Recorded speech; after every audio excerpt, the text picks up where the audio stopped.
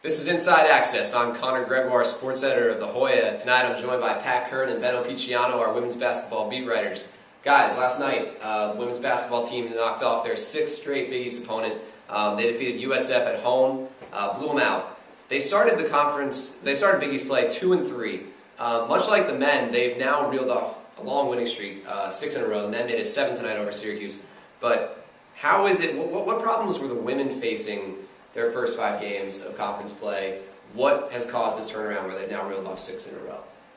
Well, something the girls will say anytime you talk to them is that the game against Notre Dame was a big wake-up call. They went to South Bend, they got blown out. It was embarrassing for everyone involved. 80-58. 80-58 final score. It was ugly. And they came out of that game and just with a new mentality and went out and won every game since. So obviously they played some slightly lower quality opponents than Notre Dame since then, but I think that game was a big turning point in their season.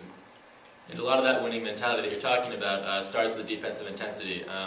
After every victory, coach will tell you that the defense creates the offense. Defensive intensity is the key to the Hoyas' success. In games when they've held their opponents to under 65 points, they're 20-1 this season. When opponents have scored more than 65, they're 0-4. The defense definitely is the key to this winning streak. Now, in that winning streak, Pat, you said they've played some softer teams in the Big East, but much like the men's league, the women's league is one of the best in the nation. They also knocked out West Virginia during this 6-game streak.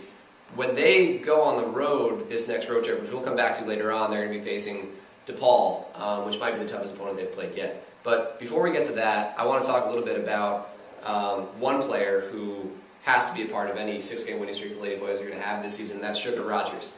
Sophomore star. She leads the team in points. She's second in the Big East in scoring, fourth in the Big East in steals as well. So how integral has Sugar Rogers been the last 6 games overall for the entire season? Well, I mean, you can't talk about Georgetown without talking about Sugar Rogers. She leads the team in scoring, 18 points a game. Next closest player, I think, averaged about 11 a game. The offense runs through her, and when she's not hitting, the whole team just doesn't look as efficient.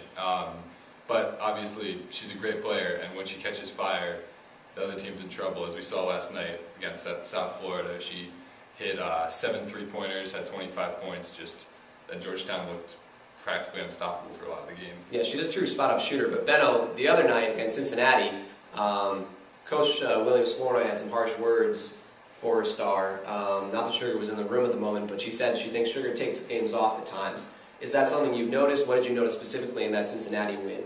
Well, in the game against Cincinnati, Sugar was, to be fair to her, she was being face guarded. It was basically full-on deny from Cincinnati. Mm-hmm. But given that coach was not satisfied with that as an excuse, she feels that Sugar has the capability to really take over any game. She's that good. I definitely think that Sugar has the capability to really kind of explode more off the screens, get open, cut to the hoop a little stronger in those games where coaches said that she's taking the night off. But the thing is, though, even when Sugar has, quote, taken the night off, what's been important for the Lady Hoyas is that the other supporting cast members have been able to step up and fill that void. Monica McNutt, Tia McGee, they've really been able to step up and kind of improve on the deficiencies from Sugar. Right, yeah, I mean, those complete performances are the kind of thing they're going to need these last couple of weeks against teams like DePaul and UConn if they're going to have a shot in those games. But something else they're going to have to do is rebound. We talk about it with the men too. They're ranked outside the top 200 in total rebounding. That stat's somewhat skewed. Their marginal rebounding is much better than that if you look at those stats. But the women, Tia McGee leads the team in rebounding with 5 rebounds a game. They're very spread out at the top in terms of leading rebounders. Sugar Rogers was leading the team in rebounding from shooting guard for a while. How big an issue is this rebounding problem for the Lady Hoyas? In the Big East so far, it hasn't been a huge issue for them. Obviously, they've been out-rebounding some games. That's why you don't see big numbers from a lot of their players.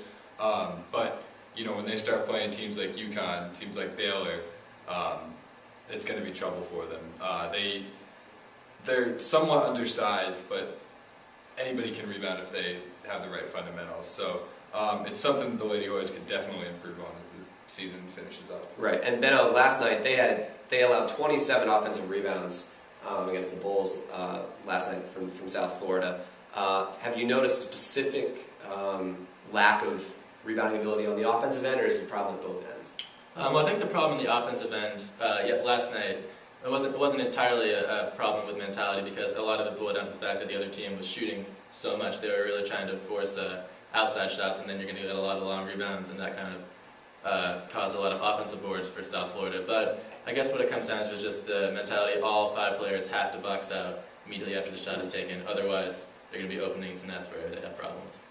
I mean, they've got 5 games the rest of the way in the Big East before the conference tournament begins in early March.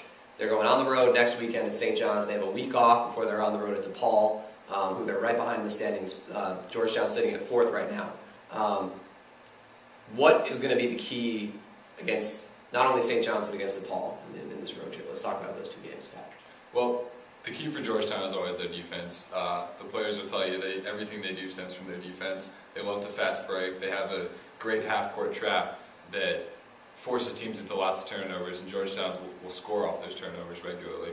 So if they can defend against St. John's and DePaul, then they could potentially come out with a few big wins. Yeah, and DePaul is a much better rebounding team than the opponents we've been facing in the recent games, so that is going to be a major factor. Georgetown's not going to be able to afford to give up these second chance opportunities, so they've just got to kind of step it up and focus on the defensive end and make sure they don't give those opportunities up. After those 2 road games, they've got Pitt at home, they've got UConn at home on what's going to be a huge college basketball Saturday on campus. The men are going to be playing Syracuse at Verizon Center at noon, followed up by a home game at McDonough for the women against UConn at 3 o'clock. They round out the season with a road game at South Florida. So in these 5 games, what do you guys see in terms of a win total for the Lady Hoyas? I feel like they could come out with a solid 3 wins. Depending on how well they defend and rebound at DePaul, could be 4. UConn will be a tough game, but I'd say 3, maybe 4 wins. Beno? I would have to agree. I'm expecting wins with St. John's, South Florida, and Pittsburgh. UConn obviously is going to be a tough one, and DePaul I want to predict the upset, but DePaul has just been so strong, especially at home. Their only conference loss, is to UConn. It's going to be a tough game. All right, thanks guys. This has been Inside Access. We'll be back again next week to talk about the Lady Hoyas after they get back from their trip to St. John's.